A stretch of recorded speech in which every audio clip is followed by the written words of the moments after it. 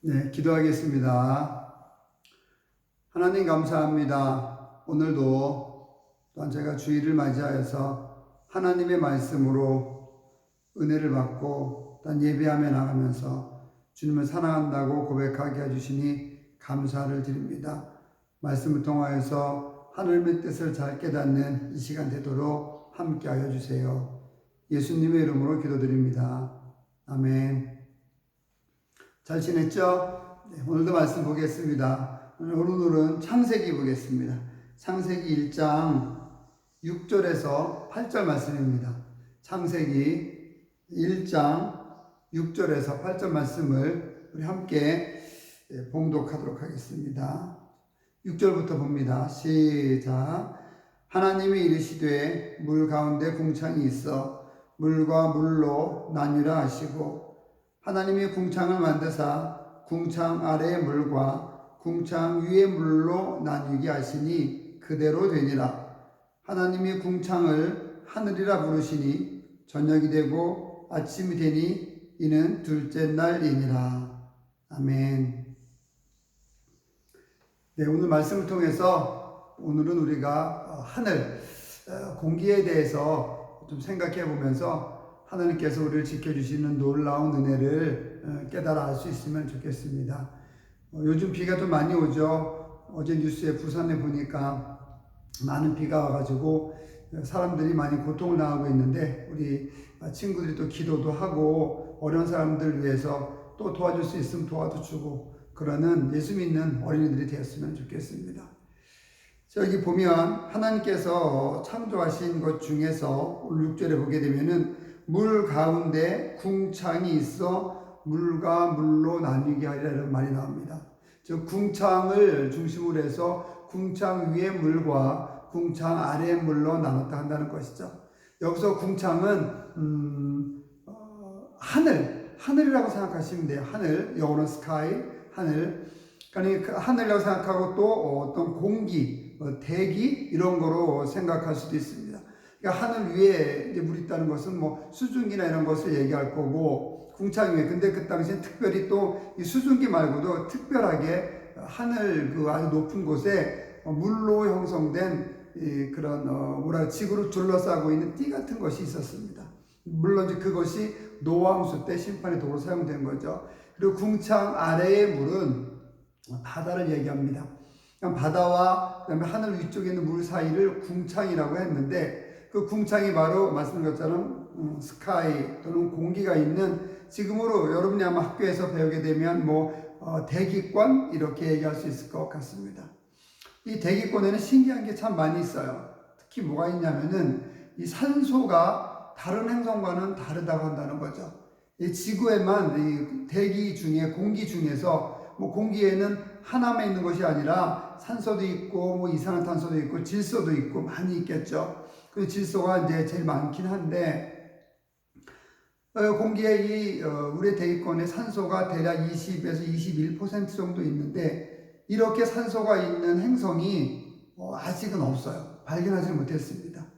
산소가 있다고 한다는 것은 우리가 살 수 있다는 거죠. 산소가 있다는 것은 동물들이 살 수 있다는 것이고 또 동물들이 살면 사람도 산소로 우리가 호흡을 하잖아요. 살 수 있다고 한다는 것이에요.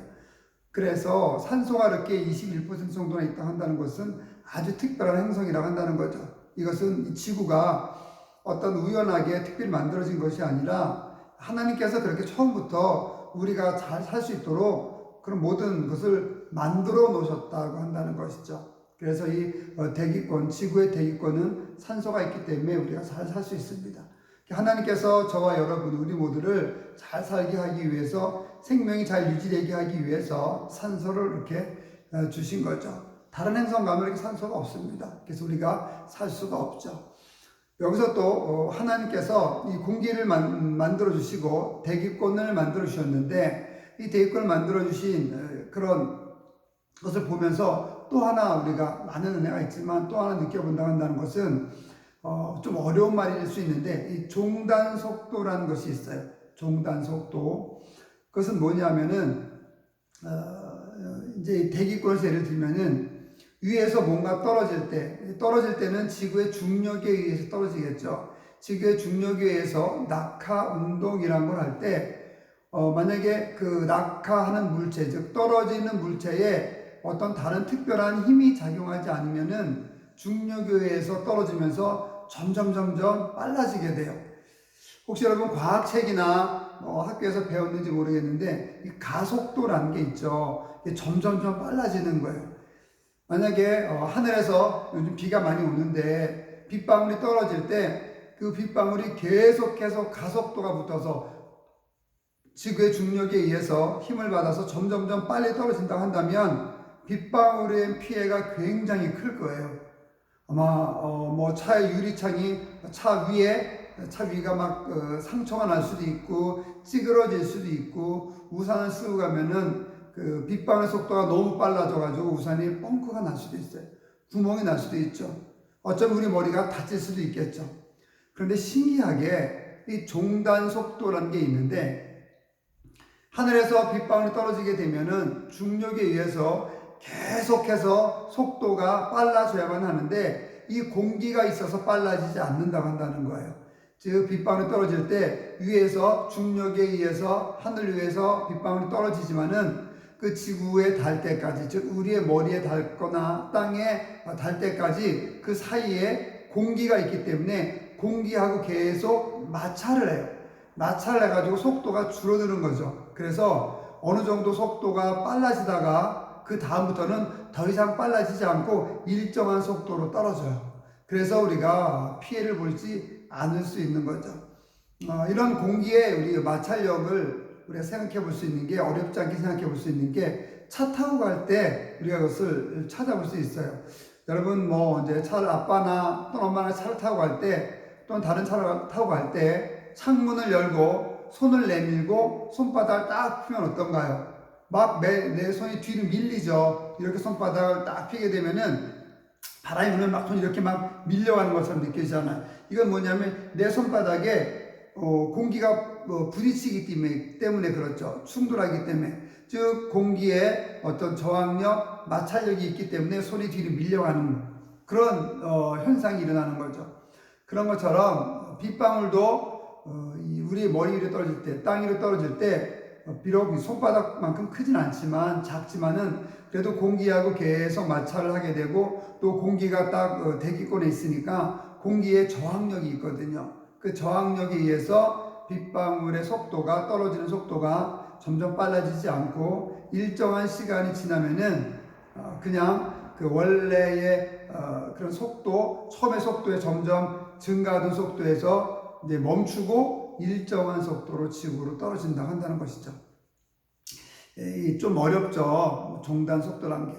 여러분들이 나중에 중학교 가고 고등학교 가면 이런 것을 이제 배우게 될 겁니다. 여기서 오늘 목사님 말씀 여러분께 드리고 싶은 것은 하나님께서 이 세상을 만든 것들이 모든 걸 다 만드셨는데 그 모든 것들이 다 우리 사람을 위해서, 우리 인간을 위해서 그렇게 만드셨다고 한다는 것을 말씀드리고 싶어서 그래요. 자, 아까 첫 번째 공기, 우리가 지금 이 지구에 있는 공기는 질소하고 산소가 대부분이라고 말씀드렸죠. 대략 8대2, 즉 80% 대 대략 20% 정도, 즉 질소가 80이면 산소가 20% 정도 되는 이제 그런 비율로 우리 공기가 우리가 숨쉬는 대기권이 구성되어 있어요. 물론 이것이 다는 아니에요. 제일 많은 걸 두 개를 얘기한 거고 이외에 아까 얘기한 것처럼 이산화탄소 등도 있고 다른 것들도 많이 있습니다. 근데 그것은 굉장히 양이 적죠. 그래서 지구의 산소는 대략 20에서 21% 정도가 있다 그렇게 생각이 이제 연구가 이제 발표되어지고 있어요. 근데 이 산소의 비중이 달라지게 되면은 문제가 심각한 거죠. 지구상에 아까 말씀드린 것처럼 생명체가 존재할 수 없는 거예요. 생명체가 존재할 수 없다는 것은 사람도 존재할 수 없다고 한다는 것인데 그럼 역으로 다르게 생각해서 사람이 존재하게 하기 위해서 하나님께서 이 지구에 산소를 그렇게 적당량에 주신 거예요. 이게 산소가 또 너무 많아도 안 돼요. 너무 많아도 안 되고 적어도 안 되고 아주 적당하게 주신 거죠. 그 다음에 공기를 통해서 질소나 산소나 이산화탄소나 메탄이나 이런 공기 중에 있는 그런 그 대기 중에 있는 이 공기들을 통해서 또한 하나님께서는 이 종단 속도란 거를 만들 수 있도록 그렇게 이 모든 것을 만들어 주신 거죠. 그래서 위에서 비가 내려도 또 우박이 큰 거 내리면 우리가 많이 다치기도 하는데, 위에서 뭔가 떨어질 때 그 공기의 저항력과 마찰력으로 인해서 우리 지구상의 식물들이 또한 동물들도 우리 사람도 안전하게 보호가 되는 거죠. 이런 것들은 다 하나님께서 우리를 사랑하시기 때문에 만들어 놓으신 거예요. 저를 사랑하고 또 여러분을 사랑하죠. 우리 모두를 하나님께서 사랑하시기 때문에 우리가 이 세상에서, 이 땅에서 안전하게 살 수 있도록 하나님께서 지켜주신 것입니다. 그리고 더 중요한 것은 이 모든 자연적인 법칙이나 자연적인 것을 뛰어넘어서 또 더 우리를 지켜주시기 위해서 더 많은 일을 하신 것이 바로 하나님의 아들이신 예수 그리스도를 우리에게 보내주신 거예요. 그래서 십자가에 달리시고 또 죽으시고 부활하시고 승천하셔서 우리를 구원해 주시고 우리를 나중에 또 하나님의 나라로 데려갈 수 있도록 하나님께서, 예수님께서 또한 준비해 주신 것이죠. 우리가 이 모든 것을 다 깨닫고 감사하며 나가게 되면 기쁘게 하나님을 예배할 수 있고 하나님을 찬양할 수 있는 거죠. 오늘 공기에 대해서 말씀을 드렸는데 여러분들 한번 잘 생각해 보시기 바랍니다. 숨을 쉬면서 하나님께서 이 공기를 만들어 주셨지, 하나님께서 이 깨끗한 공기를 우리에게 주셨는데 얼마나 감사한가, 이렇게 우리가 생각해 볼 수 있는, 그리고 하나님께 감사하다고 기도해 볼 수 있는 그런 어린이들이 되어야만 하겠습니다.